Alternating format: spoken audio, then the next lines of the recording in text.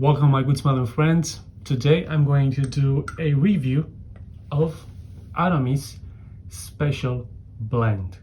Now, just by taking a quick look at the bottle, this is very resemblant of the original Aramis, and this actually is a flanker of that one. So is this one. So the bottles do look indeed similar.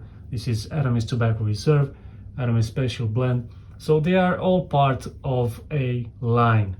What I don't really like about this bottle, even though I do really enjoy the looks, the simplicity of the bottle, the way it feels in the hand, the way it resembles the actual juice, because this is supposed to be a classy fragrance, I don't really enjoy how the atomizer works on this type of bottles, not just on this fragrance, but on all these bottles released in the later years. So let me show you a bit how this one works. Hopefully the camera will pick this up. It sprays too widely, so not only does the juice sometimes will miss the skin, but will also be spread too widely, so it will affect the performance of the fragrance instead of focusing on a specific spot. I've learned that the hard way through many years of experience with atomizer and with fragrances. When an atomizer shoots too widely, it will affect the performance. Luckily, this one has a very good performance. It's an eau de parfum. It was released in 2019, so it's more modern, more to our modern days release compared to Tobacco Reserve or even Modern Leather, which was released 2017. This one actually smells like a more modern version of the original Aramis, but it's more refined. It's a bit more stronger because the original has been through so many reformulations.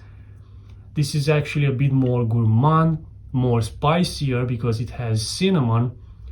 It's sweeter, it has tonka bean, which makes the fragrance a bit sweeter, but it's not very modern. I mean, it still has that classic Aramis feel to it, but it's modernized in a way that only Aramis is capable of doing. And that's what I love about Aramis fragrances, especially the new releases like this one, is that they are modernizing their franchise without going too far away from their original DNA, not going to, the overly sweet and the usual suspects that we are smelling these days. I think it's really nice, and I think this is definitely part of the line with Tobacco Reserve, maybe Modern Leathers as well, because they feel like a more refined, higher quality version of the original Aramis. And I feel like this is like their private line compared to the original Aramis, which feels like a designer fragrance. This feels more like a more upper line, like, private blend and all the private lines from the usual designers. So Aramis Special Blend, I think it's good. It's probably discontinued now because it's hard to find. I don't know why did they discontinue like almost their best fragrances, but I'm assuming that just because they don't smell like what people are wearing these days, they made them discontinue it. You can still get this one in stores, which goes for around 60 pounds for the 60 ml bottle, small bottle like this one. You can get even bigger bottles at a better price if you go on eBay and buy from trusted sellers. And if you like the original Aramis, but you want a slightly sweeter, spicier and boozier version of that one, this one is definitely the one to get.